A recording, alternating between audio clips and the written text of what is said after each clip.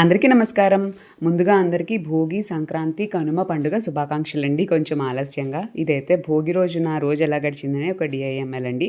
ముందుగా ఉదయమే కుంకుడుకాయ పులుసులతో తలంటుకుని చక్కగా భోగి మంటలు వేసుకున్నాము. అలాగే ఇంకా ఇంట్లో రెగ్యులర్గా ఉండే పనులన్నీ ఎలాగో కామనే కదండి. మాకైతే భోగి పళ్ళు ఆనవాయితీ లేదనమాట.